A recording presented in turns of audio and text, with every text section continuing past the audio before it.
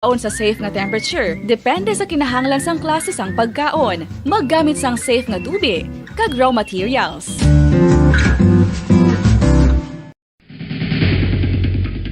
Ang food safety ang nagagarantiya nga ang pagkaon hindi makatugas sang anuman nga halit sa consumers o kung makakaon sini, samtang ini ang ginahanda o kung nakaon. May ara man sa ginatawag food and waterborne diseases o kung grupo sa mga balatian, tugas ang anuman nga infectious o kung non-infectious agents. Ang mga masunod ginakabig common causes ng food and waterborne diseases.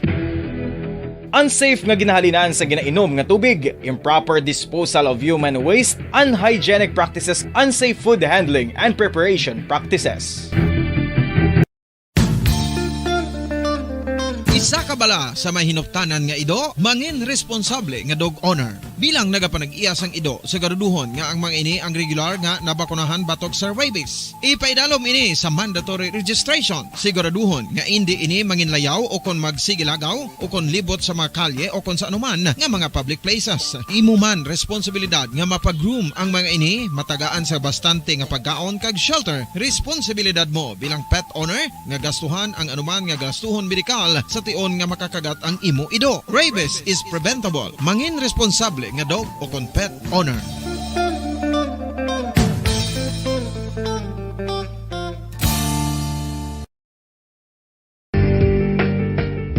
Kinahanglan mo bala nga mag-recharge? Hindi mo na kinahanglan nga magsalig pa sa caffeine. Bangod ang pag-power nap ang makapaboost sang memorya, cognitive skills, creativity, kag energy level. Ang power nap o kon cat nap ang pagtulog sang malipot nga oras kag may tinutuyo nga i-revitalize ang isa ka persona. Masami ini nga nagadugay sang 15 to 20 ka minutos ginahimo kun udto o kun hapon. Santo sa pagtuon, mas mangin alerto ang isa ka persona kung maka-power nap ini. Nagapabuhin man ini sang stress kag nagapa-improve sang cognitive functioning. Isa ini kapamaagi agud nga ma-refresh ang utok sang tawo kung ginakapoy. Magluwas diri, nagapanubo man ini sa risgo sang heart disease.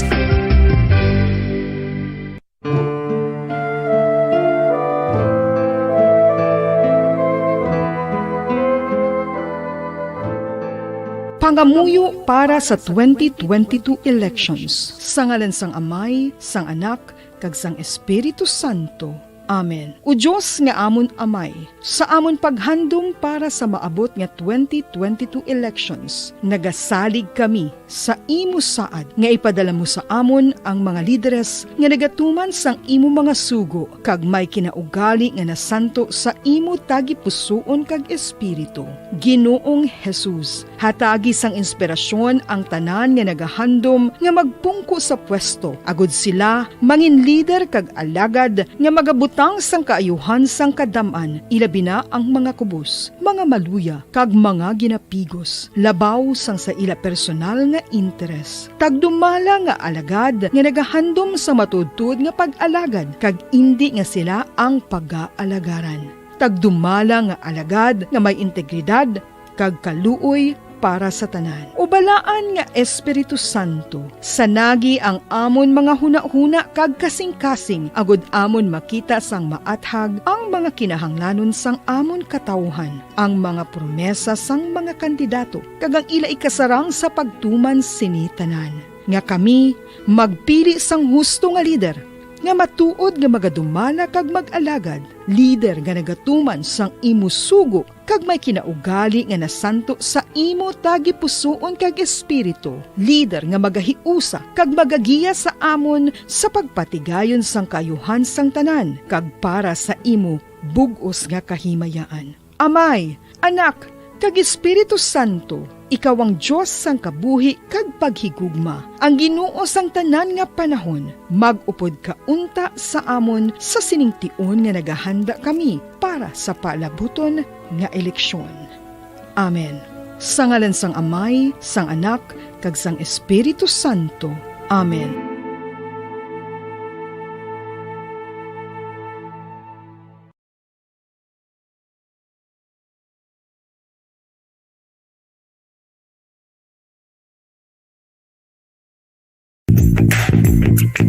Sa karon nga may ginapangatubang nga pandemic, importante nga halungan gid ang ikaayong lawas. Apang hindi lang physical health ang dapat hatagan sa pagtamuda, bangod importante man ang mental health. Paano bala halungan ang aton nga mental health? Una, kinahanglan nga halungan nato ng aton kalawasan kaangay sang pagkaon, pag-ehersisyo, pagtulog kag pagpahuway sang insyakto bangod ang poor physical health ang makaapekto sang modo kag panghuna-huna sang isa ka tawo. Kinahanglan man nga mag-set sang boundaries sa tanan nga bagay, hatagan sang balorang kaugalingon kag iselebrar ang mga kadalagaan bisan ano pa ini kagamay. Maayo man sa mental health ang pagpatawad sa isig kapareho. Bangod gina-release ni ang kabugat sa Balenciaga subong man ang pagkamapasalamaton. Sunod sa research, dako man ang mabulig sa pagpangamuyo sa paglikaw sa stress.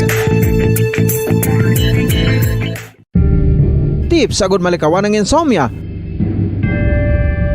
Ang pagtulog sang maayo ang makaapekto sa mental kag physical health sang isa ka tawo.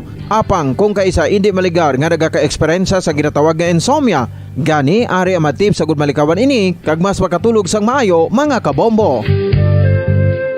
Kinahanglan nga pareho ang oras ang imo pagtulog kag pagbangon kada adlaw agud maset ang imo nga body clock. Kun adlaw, mas maayo nga buksan ang mga kortina agud makasulod ang kasanagon, paglakat-lakat kun aga kag pag-ehersisyo. Kun gabi, likawan ang mga masanag nga screen kaangay sa mga gadgets kag TV. Limitahan man ang pagkaon kag mga ilimnon nga may caffeine kag nicotine bagod makatuga ini sang problema sa pagtulog. Likawan man ang pagkaon sang madamo, pag-inom sa alcoholic drinks, pag-inom sang madamo nga tubig kag ang pag-overthink antes magtulog.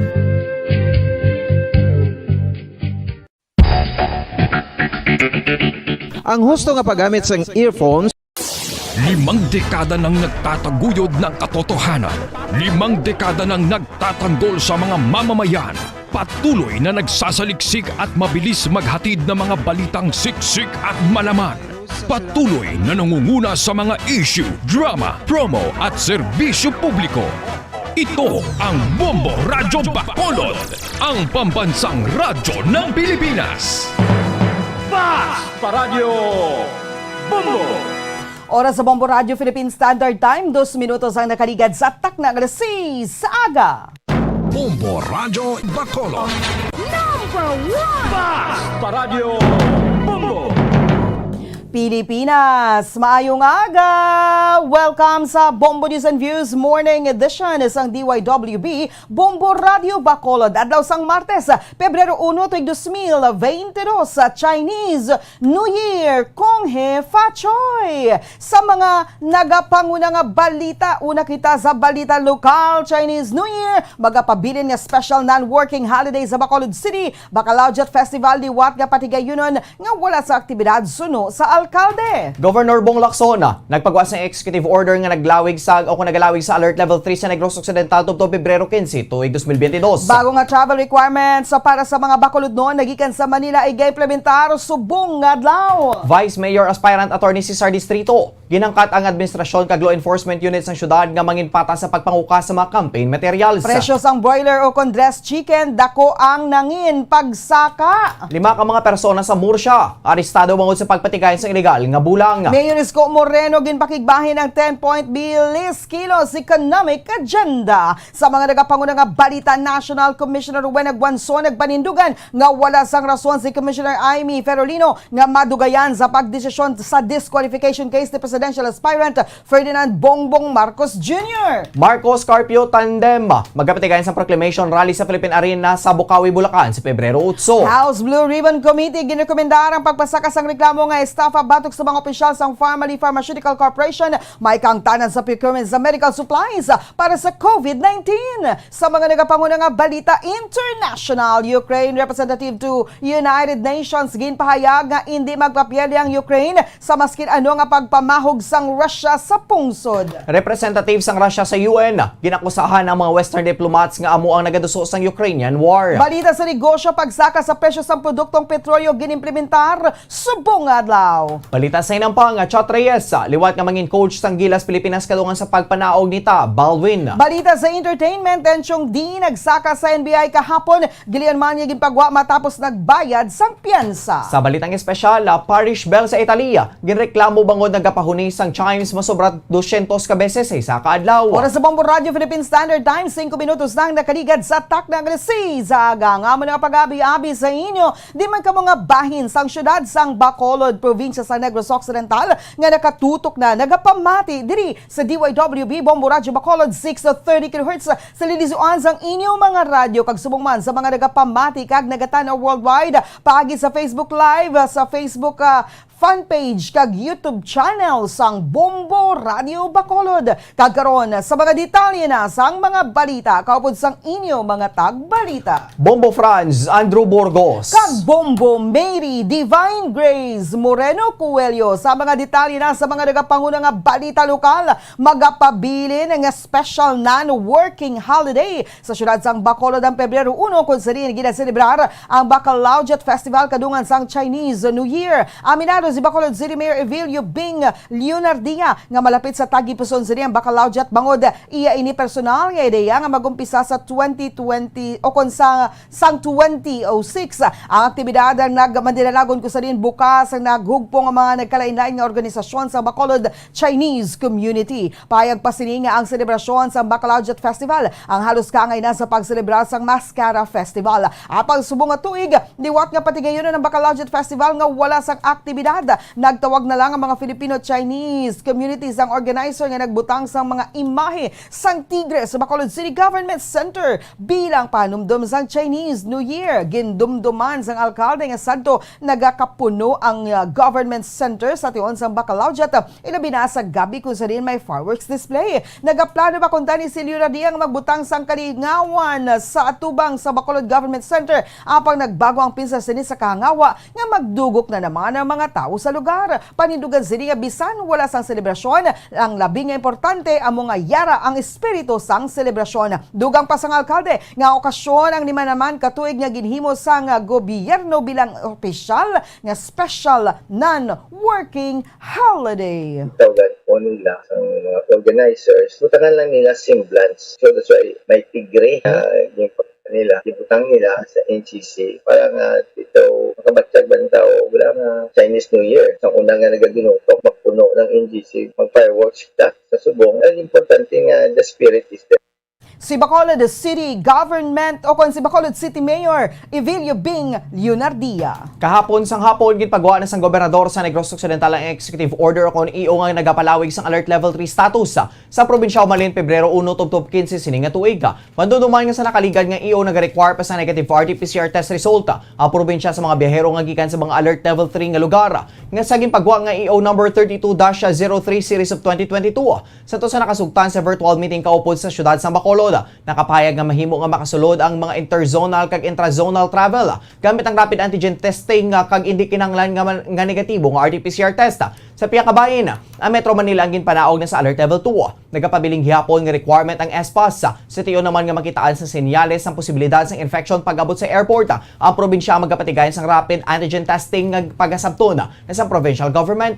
Ang panibagong nga EO ang epektibo lamang tubtob Pebrero 15 tuig 2022. Nagpagwa na sang pagsulundan at huway sa nakasugtan nga travel requirements sa syudad sang Bacolod paagi sa ginpagwa ang Executive Order number 7 series of 2022 nga mag-aumpisa Pebrero 1 kun subong nga daw. Ginpasalamatan ni Bacolod City Government o ni Bacolod City Mayor Evilio Bing Leonardia nga ginsugtan ni Negros Occidental Governor Eugenio C. Bong Lacson nga manginisa na lang ang travel requirements sa syudad kag probinsya bilang sabata sa pangabay sang mga pumuluyo. Inibangod sa kadamon sang kaso sang COVID-19 sa Metro Manila, hindi na makumply sa mga molecular laboratories ang pagpagawa sang RT-PCR test resulta sang madali o kon resulta sa madali nga tinion nga nagaresulta naman agod agud maglapaw na sa 72 oras ang gina-require sa pagbiyahe. Bangod sini, madamo sa mga pumuluyo nga magabiyahe na kuntani pabalik sa syudad ang hindi makasakay sa nagaka-rebook na lang sang hindi makasakay kag nagapa-rebook na lamang sang biyahe. Patag ni Leonardia nga magluwas sa ini ang tuman kag gastoy labi na nga nagadangat sa 3,000 tub 5,000 pesos ang balor sang RT-PCR testing. Nagakaguba pa ang schedule sa mga biyahero. Nakita naman nga solusyon among pagbatak sang negative RT-PCR test nga requirement kan ginbuslan sang rapid antigen testing nga mas madasig mapagwang resulta kag nagadangat lang sa kapinot 800 pesos ang bili. Apang panumdum sang alkalde nga kinahanglan magkuha sang DOH accredited laboratory ang non-reactive rapid antigen test result. Inibangod mahimo na sa karon nga makapatigayon sang rapid antigen testing bisan sa mga pamalay na lamang. Suno kay Leonardia, ang airlines nga mo maga-checkar sang dokumento kag hindi sa mga ini pagpasakyon nga wala sang resulta sang rapid antigen testing. Dugang pa ni Leonardia nga antes magdesisyon si Lacson ang nagpangayo man sang abiso gikan kay La Carlota City Mayor Lex Salandon nga isa man ka doktor kag ini ang nagpasalig nga ang rapid antigen test ang halos kaangay sang accuracy sa RT-PCR test. Suno kay Leonardia, kasubong man ang naging panindugan ni Dr. Chris Sorongon, ang Deputy Medical sa Bacolod Emergency Operations Center, kung sa rin ang mga nag-reactive sa rapid antigen test ang masabi niya na nagapositibo man sa RT-PCR test. Ginapasalamatan ni Leonardia nga naprobahan ang isa pa o kon ang isa lang na pagpatuman agod hindi na maglibog ang ulo sa mga pumuluyo. Kangay sa nakaligad nga lain-lain ang mga pagsulundan. Response ato sa mga pangabay man sa amon sa mga tulad bala tungod sang kadamuon sang cases sa Manila, ang kalabanan nga laboratories hindi makakomply sa pangabay nga 72 hours nga requirement nga antes mag-board sila nakatuwa sila sa RT-PCR. So, it means nga ang mga pasahero many times hindi makasakay sa aeroplano. Si Bacolod City Mayor Evelio Bing Leonardia. Ginpanugyan sang alkalde sa syudad sa Bacolod nga dapat nakahibalo ang mga biyahero kung ano ang mga travel requirements sa mga padulungan ng mga lugar sa Western Visayas. Antes pa man na pagbiyahe, bangod may diferensya ang pagpatuman sang kada local government unit o kung LGUs. Suno kay Bacolod City Mayor Evelio Bing Leonardia, hindi kangay sa mga gikan sa Metro Manila nga iga-require gihapon ng resulta sang rapid antigen testing. Hindi naman ini-require sa mga fully vaccinated nga magabiyahe sa Western Visayas. Patag ni Leonardia nga lunsaya ra sa idalom sang Alert Level 3 ang Panay kag Negros Island. Gani makabigman nga palarihas ang sitwasyon. Bangod sa halos wala na sang kinalain sa sitwasyon sang Iloilo Province, Iloilo City, Bacolod City kag Negros Occidental. Gani ginhalugan ang pagsulundan sa mga fully vaccinated na nga kun sa diin vaccination card na lang ang ginapangita. Apang kun unvaccinated o kun first dose pa lang ang nabaton nga bakuna, required gihapon ang mga ini nga magpakita sang non-reactive rapid antigen test result. Gindumduman sang alkalde nga ginkwestiyon ang mga ini sang damlag lang natuloy sa lain-lain nga requirements sa mga nagasulod sa Bacolod City kasubong man sa iban. Patag ni Leonardia nga ang mga LGU ang ginapanugutan man nga makapanaog sang dugang nga pagsulundan. Gani panugyan sini nga hibaloon anay ang mga travel requirements sa padulungan nga LGU agud nga makapreparara. Ginpanindugan sang Emergency Operations Center nga ginpahalugan ang mga travel requirements agud matun-an nga kung paano magkabuhi upod sa virus. Ilabi na nga wala sang kasiguruhan na kung saan matapos ang pandemya. So kay Leonardia, kalabanan sa mga nagabiyahe ang may kangtanan sa trabaho kag emerhensya. Agud nga hindi na maglala ang sitwasyon kag mahalitan ng trabaho. Gani ginatingguan sa mga ining nga mabalanse ang ekonomiya sa kag ikaayong lawas. Ginapakamaayo naman sa alkalde nga mild lang ang dala nga sintomas ng Omicron variant o kung asymptomatic. Ilabi na sa mga fully vaccinated individuals. Kung palarehas naman ang we did not see any difference. Ang amo na niya ginalagas nga basta vaccinated, fully vaccinated, okay, ang bakuna isa pa lang, 2 doses ng bakuna. Hindi na yan considered niya vaccinated. Kung vaccinated, wala na kami may gina-require sa the usual ITs, SPAS.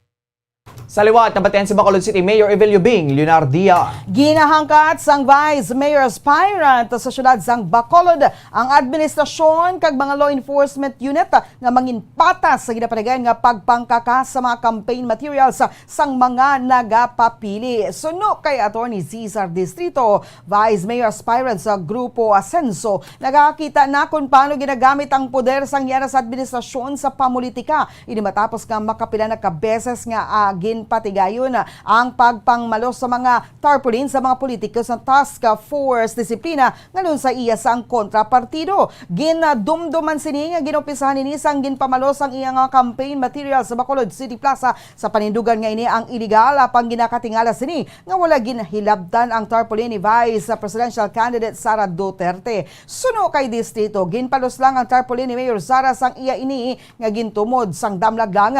Ginopinarman sa Task Force Disiplina pagpamalos sa mga tarpaulin sa Grupo Progreso sa pagpanguna sang kandidato sa pagkalkalde nga si former Congressman Albi Benitez sa City Heights Subdivision sa Barangay Takuling. Patag ni distrito nga pribado nga propiedad ang subdivision kaya ginapanugutan sila sang Homeowners Association nga magtakod sang campaign materials sa entrance. Panindugan sang kandidato nga wala sila sang violation bangod makabig ini nga freedom of expression. Ginalantaw ni distrito nga mahimo masakit sa pananaw sang ila kasumpong nga makita ang ilang mga litrato gani ginpangpalos sa mga ini nga nagapakita nga nagapangutos na ang administrasyon. Dugang pa ni distrito nga gindula naman sang Korte Suprema sa Lehi ang ginatawag nga premature campaign nga alegasyon sa ila. Patag ni distrito nga bangod ginadula na ang Lehi batok sa premature campaign, mahimo lang ang mga ini nga makapaskil kung makapamutang sang campaign material samtang wala pa nagasugod ang campaign period. Sa tiyon sang campaign period na ibaluan nga 2x3 feet lang ang size ang campaign materials nga mahimo mabutang sa mga campaign places. Apang bisan nga sizes ang mahimo lang magamit sa mga pribado nga propiedad. Question naman zini nga magluwa sa ila madamo man sang campaign materials ang Grupo Progreso nga nakapaskil sa mga poste apang wala man ginapangpalos. Suno kay distrito ang nagakatabo ang matag nga nagapakita nga mayara sang pinilian ang pagpatuman sang pagpamalos sang campaign materials. Panawagan sini ang patas nga hampang natuhoy sa eleksyon. It's a clear indication, hadlok sila sa ilang mga pangontra. By doing so, they have clearly shown kung paano nila gingamit ang poder para sa ilang mga personal ng mga pamulitika sa siyudad sa Bacolod. I challenge them to just play, fair. Sa nga away kay just an election.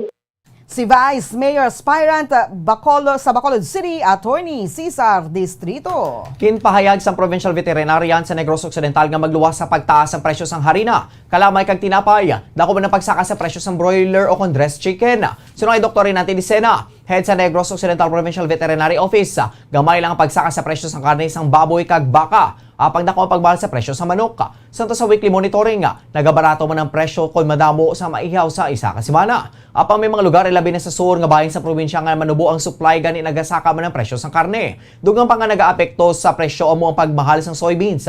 Kag mais nga nagapangunang nga ingredients sa pagkuman sang bubod.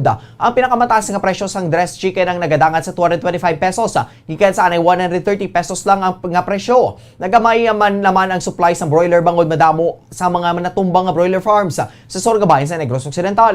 Sa Corona, ang mga integrators ang nagapangita sa malawig nga mga kontrata kaangay na lang sa 5 ka tuig para sa tunnel venta, samtang 3 ka tuig naman sa conventional farms. Patag ni disena nga kalabanan sa mga naghagmak nga broiler farms. Mga sa Baguio ulit amo ang conventional. Ginalaw man naman nga subong nga tuig, isla na ang mga dalagko nga mga infrastruktura. Aminado naman ini nga mga ang problema sa dalagko nga farms nga naguba amo ang banking kag finance. Ilabi na ang dalagko nga negosyo ang masami nagaagi sa loan. Positibo naman si Disena nga makarecover ang produksyon subong nga tuig. Ilabi na nga ang cycle ang nagadangat sa 8 ka beses sa isa ka tuig. Sunod kay Disena, ang away sa tungas ang Amerika kag Russia ang nagatuga sa pagka-delay sa delivery sang soybeans nga nagapekto sa presyo sang feed sa Pilipinas. Sa piya ka bahin gamay lang ang pagsaka sa presyo sang itlog, kung sirinyara lang sa pulo tubto 25 sentimos. Ang pinakataas, 210. Ang sa Southern Negros, tamo na mataas man. Sa una, 130 kilometer. So, 200 plus na. Pinaka-highest, 225. Tungkol, kagyo tayo supply, kaya damo ang pagpahas ay nagkatumbangan. Nabatihan si Dr. Renati Dicena, ang head sa Negros Occidental Provincial Veterinary Office. Liwat nga nagdangop ang pamilya sang ginabdak nga si Johnson Siervo Garfield sa National Bureau of Investigation o NBI agud magpangayos sang bulig natuoy sa pagpasanyog pa sang investigasyon sa pagkadula sang biktima. Ginpayag sang agents ng NBI nga ang request sang pamilya ang igapasa pa sa National Headquarters sang NBI. Sa karon wala pa man sang napagwa nga pahayag ang ahensya pangudula pa sang sabat ang National Headquarters charges gani wala pa may biluan kung sino ang iga-assign nga magauyat sa kaso. Madumduman nga si Garfield ang gin-abduct sadtong Enero 17 sa Purok Margarita, Barangay Abuanan sa syudad sang Bago. Sulo kay April Garfield, live-in partner sang biktima, ang maginikanan na lang sang biktima ang nagbalik-balik follow-up sa karon sa NBI kag Bago City Police Station natuhoy sa kaso. Bagod ang mga ini ang taga La Carlota City, samtang siya taga Banwasang Kawayan pa. Sa karon wala gihapon sa impormasyon nga nakuha ang Bago City Police Station kung sa rin gindala si Garfield. Ang biktima madumduman nga ginsulod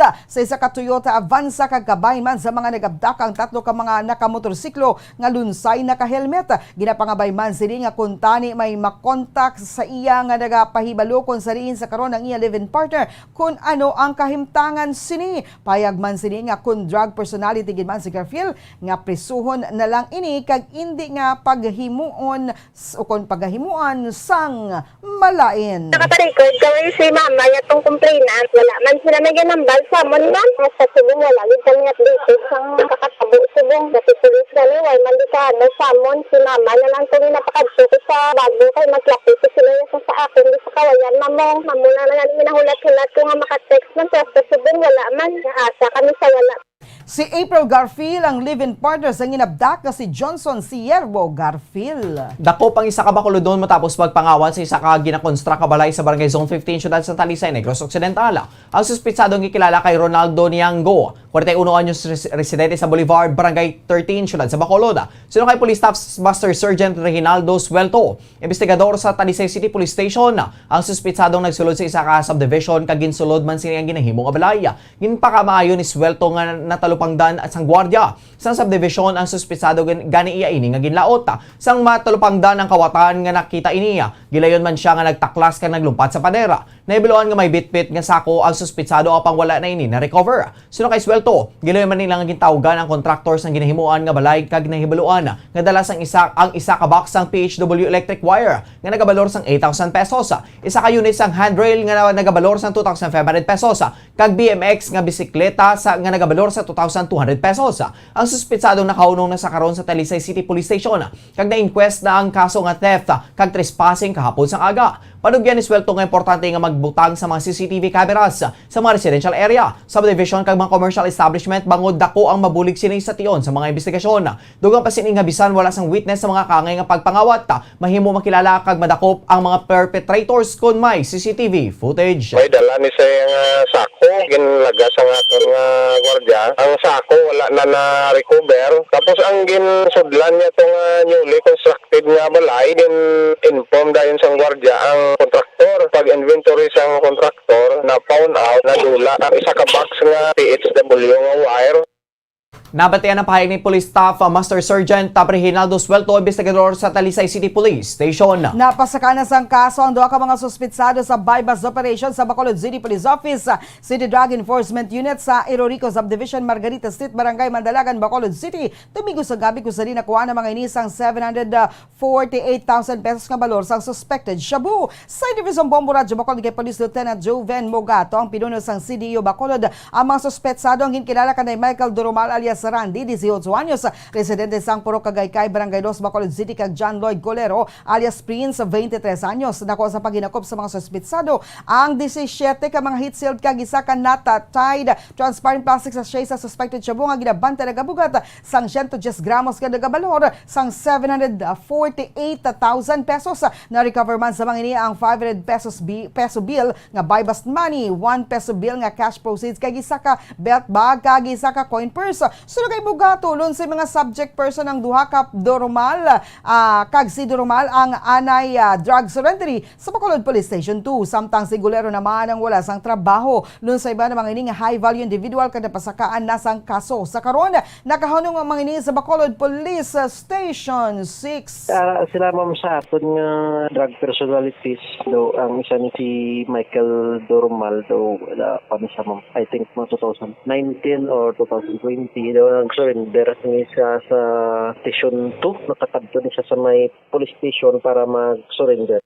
Si Police Lieutenant Joven Mugato ang head sang CDEU Bacolod. Para sa katapusan nga balita lokal, Lima ka mga personang nadakop nga naging patigayon sang illegal nga pagpamulan sa Purok Monarch, Barangay Canlandog, Banwa sa Murcia, Negros Occidental. Ang mga suspitsado gikilala kan day Julibert de los Santos, 35 anyos, may asawa kag si Eric Aleb, 22 anyos, single nga lunsay mga residente sa Barangay Canlandog kag si Nonito Latakin, 35 anyos, single kag si Ranilo Samson, 31 anyos, single sa mga residente sa Barangay Santa Rosa kag Felix Del Rosario. 37 anyos, may asawa kag residente sa Barangay Minuyan sa Banwa sa Murcia. Naktuan ang mga suspitsado sa pagpatigayon sa bulang kung sari na recover gikan sa mga ini ang 3 ka buhi nga fighting cocks, 2 ka plywood nga may nakasulat nga agaw kag biya, 1 ka notebook nga nagaunod sa mga number combinations, 1 ka wall clock kag 800 pesos nga cash gikan sa na-recover nga pusta. Ang mga suspitsado nakahulong na sa kustodiya sa Murcia Municipal Police Station kag natala na nga magapangatubang sang kaso nga paglapas sa Presidential Decree 449 o kunang cockfighting law of 1974. Oras sa Bombo Radio Philippine Standard Time, 24 minutos na nakaligad sa tak ng Saga. Bantayan sa pagpanumbalik sang Bombo News and Views Morning Edition. Mga detalye na sa mga nagapangunang balita national, international, kagiban pa. Diri sa gihapon sa DYWB Bombo Radio Bacolod. Tips sagud malikawan ng insomnia. Ang pagtulog sang maayo ang makaapekto sa mental kag physical health sang isa ka tawo. Apang kung kaisa hindi maligar nga nagaka-eksperyensya sa ginatawag nga insomnia, gani ari ang mga tips sagud malikawan ini kag mas makatulog sang maayo mga kabombo. Kinahanglan nga pareho ang oras ang imo pagtulog kag pagbangon kada adlaw agud maset ang imo nga body clock. Kun adlaw, mas maayo nga buksan ang mga kortina agud makasulod ang kasanagon, paglakat-lakat kun aga kag pag-ehersisyo. Kun gabi, likawan ang mga masanag nga screen kaangay sa mga gadgets kag TV. Limitahan man ang pagkaon kag mga ilimnon nga may caffeine kag nicotine bagod makatuga ini sang problema sa pagtulog. Likawan man ang pagkaon sang madamo, pag-inom sa alcoholic drinks, pag-inom sang madamo nga tubig kag ang pag-overthink antes magtulog.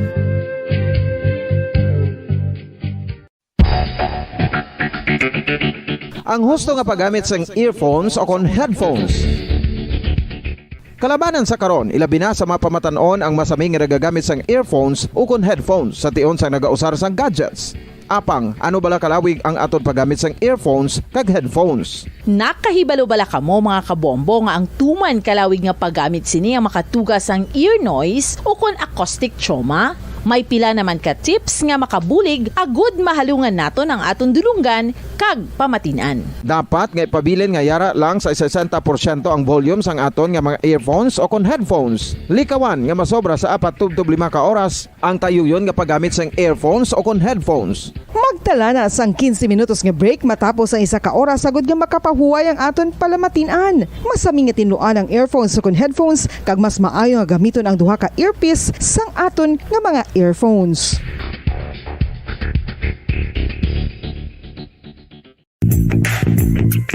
Sa karon nga may ginapangatubang nga pandemic, importante nga halungan gid ang ikayong lawas. Apang hindi lang physical health ang dapat hatagan sa pagtamuda, bangod importante man ang mental health. Paano bala halungan ang aton nga mental health? Una, kinahanglan nga halungan naton ang aton kalawasan kaangay sang pagkaon, pag-ehersisyo, pagtulog kag pagpahuway sang insyakto bangod ang poor physical health ang makaapekto sang modo kag panghuna-huna sang isa ka tawo. Kinahanglan man nga mag-set sang boundaries sa tanan nga bagay, hatagan sang balorang kaugalingon kag iselebrar ang mga kadalagaan bisan ano pa ini kagama.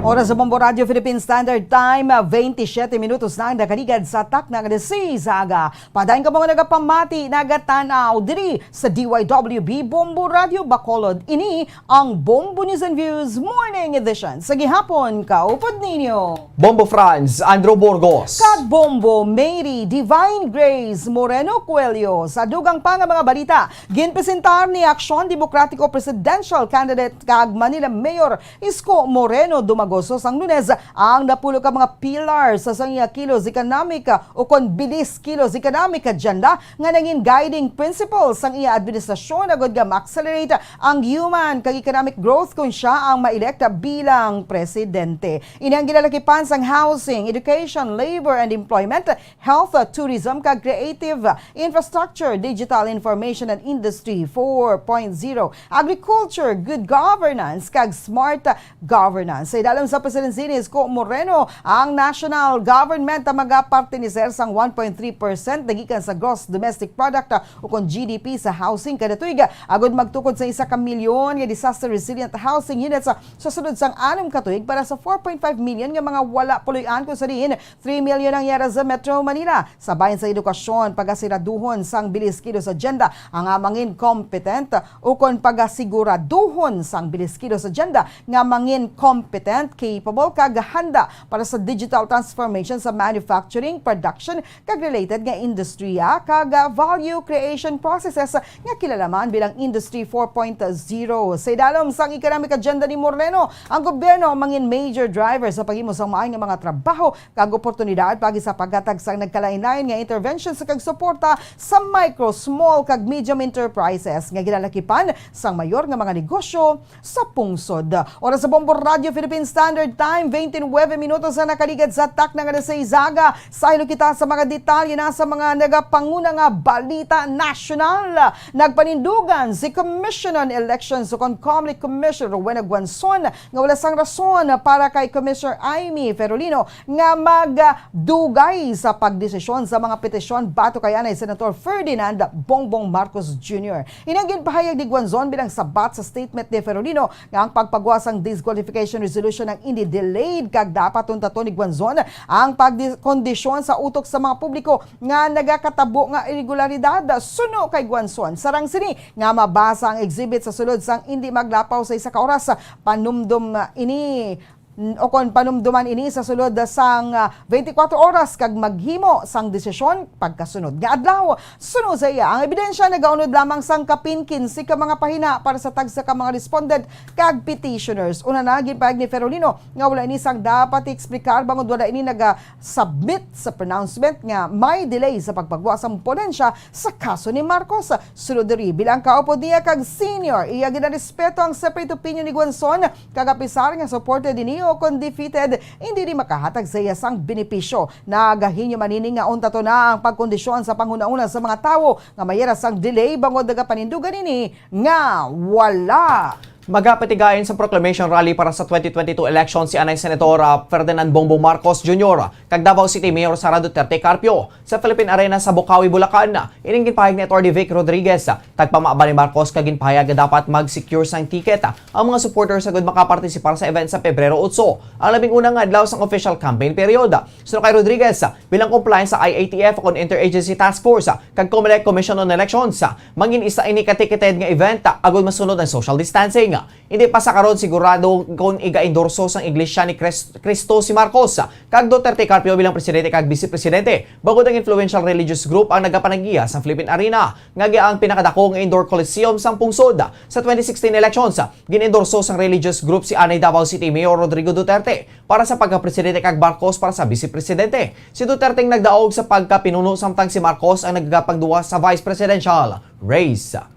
Ginrekomendar sang House Blue Ribbon Committee ang pagpasaka sang reklamo nga estafa batok sa mga opisyal sang Pharmaceutical Corporation. May kangtanan sa medical supplies ang gindeliver sa mga ini sa gobyerno para sa COVID-19 pandemic sang 2020. Sino kay Diwa Party List Representative Michael Agnipay, pinuno sang komitiba, ginrekomendar sini nga kasuhan sang syndicated estafa sa Department of Justice. Sanday Pharmacy Chairman Huang Chu-yen, Treasurer Mohit Dargani, President Twinkle Dargani, Pharmacy Director Lincoln Ong, kag iban pa nga opisyal sa kompanya nga sanday Justine Garrado kag Crisel Grace Mago. So sa mamalida, nagdangat sa 8.68 billion pesos ang nakuha ang kontrata sa kompanya. Sunod diri, nakitaan sa komitiba mga resibo o kon rekisito ang gintalan sa Government Procurement Policy Board sa mga suppliers sa dalam sa Emergency Procurement sa Bayanihan Act 1 kung saan deficient ini sa pag-evaluate sa kapasidad sa suppliers. Sunod kay Agnipay, ang financial capacity sa isa ka tawo ang hindi mapamatudan sa ITRs o kon ATRs lamang kag kinahanglanon ng dugang requirement kay isang audited financial statements o kon credit history. Sa ginpadala nga mensahe ni Attorney Ferdinand Topacio, ang abogado ni Ong ginpaigsiling nga iya ginarespeto ang rekomendasyon sang komitiba apang kampante ni nga hindi mangin guilty ang iya nga kliyente. Para sa katapusan nga balita nasyonal, ginaprubahan sa Senado kahapon ang isa ka hagna nga nagadeklarar sa Agosto 30 kada tuig bilang National Press Freedom Day. Ginpasara sa mga senador ang Senate Bill 670 bilang paghatag sang honor kay Marcelo H. Del Pilar nga ginakonsiderar abay sa Philippine journalism. Kung sa 19 ang affirmative votes kag wala naman asang negative votes kag abstention. Si Del Pilar ang ginmunag sa Agosto 30, 1850 sa idalom sang hagna. Ang National Press Freedom Day ang mangin isa ka working holiday. Ining magadirekta sa tanan nga ahensya sang gobyerno, Armed Forces of the Philippines, the Philippine National Police, government-owned and controlled corporations, local government units, subong man ang pribado nga sektora nga magbilin sang nagakaigo nga tiyon sa ilang mga empleyado nga magpartisipar sa maskin anong aktibidad nga paghiwaton sa ila tagsa-tagsa ka mga opisina sa National Press Freedom Day. Ang Senate Bill 670 ang nagadirekta nga nagapangunahan o kuna public kag private educational institutions sa pag-organize sa mga aktibidad nga maghahatag sang ihibalo toy sa importansya sa press.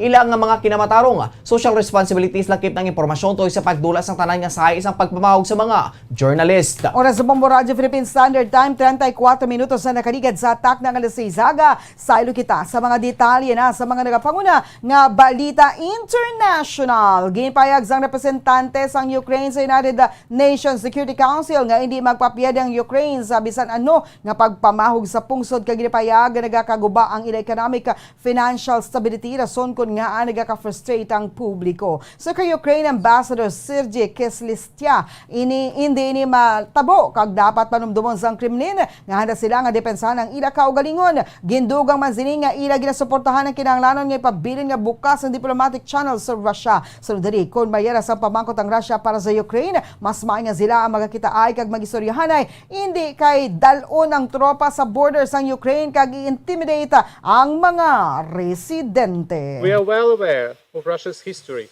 of ploys and provocations, and we will do everything possible to prevent another Manila-type provocation by Russia. Once again, I have clear instructions from my government to reiterate today the absence of any aggressive intention, as well as Ukraine's strong commitment to peace. Si Ukraine Ambassador Sergey Kislitsa sa tunga sang meeting sang UN Security Council, gintistingan pa sang Russia nga untato ng paghinunanon toy sa krisis sa Ukraine apang wala ininangin madinalagon sa 15 ka miyembro na pulo ka mga nasyon ang pabor sa pagpadayon sang pamulong-pulong samtang hindi naman pabor ang Russia kag China kag tatlo ang nag-abstain. Para sa katapusan nga balita internasyonal, gingamit ni Russia Ambassador Vasily Nebenzia ang United Nations Security Council meeting agol maglunsyar sang pagpangatake batok sa mga Western diplomats kag ginpahayaga nga silang nagaduso sang isa ka Ukrainian war. So kay Nebenzia, ang deployment sang Russian troops sa ila kaugalingon nga teritoryo ang masamina nga nagaluntad sa to pa lamang kag wala man nagtugas ang ano nga katalagman.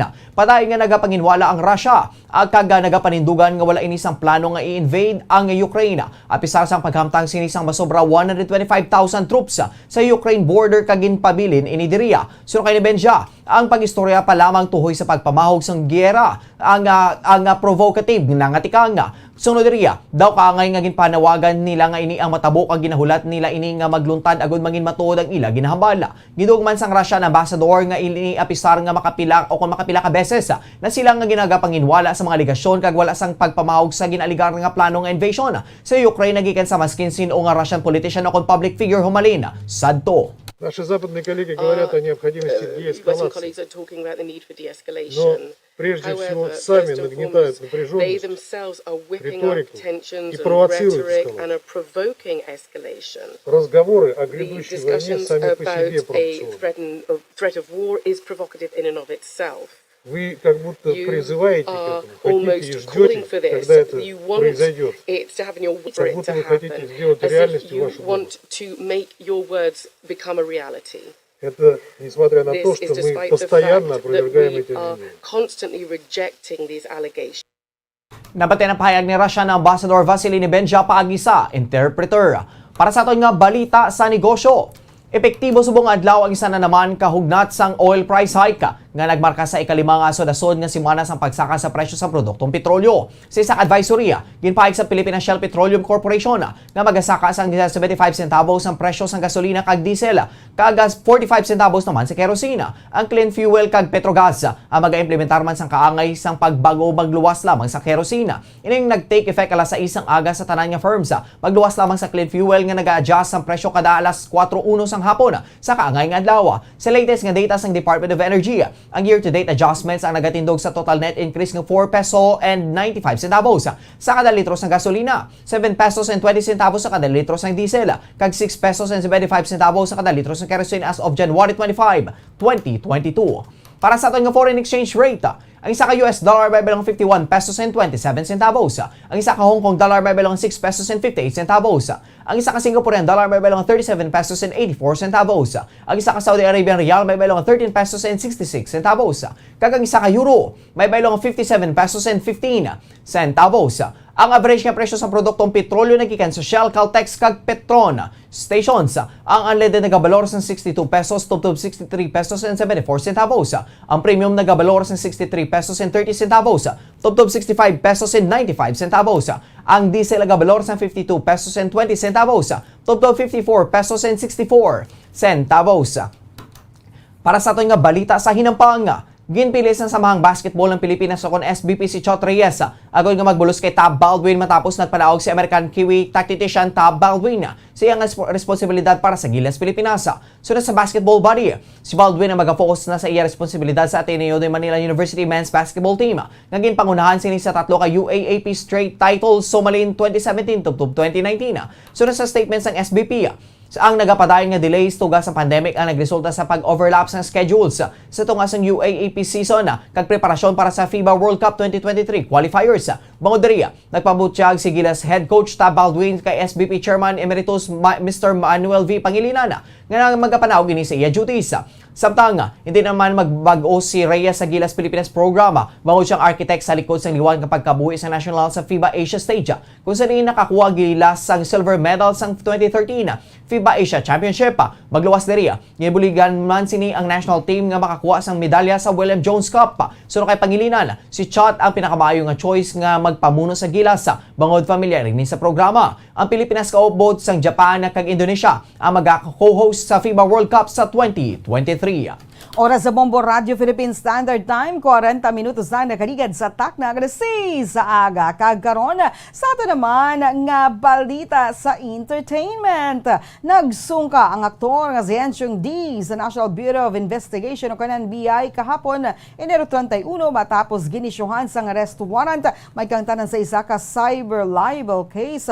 Gili naman nga ginrelease pagkagabi matapos nagbayad sa piyansa na 48,000 pesos. Suno kayan BI National Capital Region Director Emeterio Dongalio nga nagpadulong si D sa headquarters sa Bureau of Kaupod ang iya abogado kag staff. Nagbayad ni sang piyansa kag ginrelease matapos ang proseso kag ginaprobahan ang iya nga piyansa. May mga reports kinadula si Enchong D matapos ng pagwa sa arrest warrant ang isa ka korte sa Davao Occidental bangon sa isa ka cyber libel case na ginfile ni Dumper PTDA Party List Representative Claudine Bautista. Ang aktor nga matutud nga pangalan na mo si Ernest Lorenzo Velasquez D ang nag-criticize kay Bautista sa Twitter bangod sa giingrande sini nga kasal sa isa ka exclusive nga isla sa Balisen sa Quezon sa nagdigad nga tuig. Ang tweet ni D ang nangin basehan sa cyber libel complaint ni Bautista. Nakakita ang mga prosecutors sa probable cause agad i-indicta ang aktor sa krimen kag nagduso sa korte nga mag-issue sang warrant of arrest. Para sa aton nga Bombo Health News, madamo sang sahi isang pagmasahe kag isa na diri ang foot massage. Magluwas sa relaxing feeling nga mahatag siniya na kay balo-bala kamo nga madamo man ini sa benepisyo sa lawas. Ang pagpamasahe sang tiil ang maka-improve sang blood circulation bangod nagabulig ini sa pagtransport sang oxygen sa cells sang lawas. Nagapromote man ini sang mas maayo nga tulog kag ginabulong ang sakit sa ulo, migraine, sakit sa liog kag likod. Naga-improve man ini sa nga modo kag nagabulig bato sa depresyon. Magluwas diri, ginapabilin sini nga healthy ang tiil kag malayo sa food problems. Bangod gina-stimulate sini ang mga ugat diri kag ginabuhinan ang stiffness kag sakit sa dapadapa. Oras sa Bombo Radio Philippine Standard Time, 42 minutos ang nakaligad sa takdang alas 6 sa aga. Kagkaroon sa ato naman nga balitang espesyal. Normal na sa aton nga makabati sang hunis ang bell antes ang misa sa mga simbahan. Apang isa ka pari sa Italia, ang ginpamulta kag ginmanduan nga hagan-haganon lang ang pagpahunis ang chimes matapos ang ginpahayag sa mga residente nga ginapahunis niya ang parish bell sang masobra 200 ka beses sa isa ka adlaw. Naibaluan nga si Don Leonardo Giri sang Santa Maria, isa ka Conversiano Church sa Florence, Italy, ang 4 ka tuig na nga may problema sa mga kaingod. Ginapahayag sa mga residente sa nasidlangan nga bahin sang Florence nga ang chime sa nagahuni kada adlaw sa tunga-tunga sang alas 8 sang aga tubtob sa alas 9 sang aga nga nagatuga agod hindi ang mga ini makatrabaho, hindi makarelax, hindi makatulog sang maayo. Apang mas malala sa tion sang holidays kung sa din ang bell sa nagahuni kada tunga sa oras. Makaligad sang 4 ka tuig nga pagpetisyon santo sa legal nga paagi sa pagtest sa level sang noise pollution, nagdesisyon ang Regional Agency for Environment Protection o kon ARPAT sa Tuscany sa Italia nga pabultahon si Giri sang 2,000 ka euros o kon sobra sa 115,000 pesos.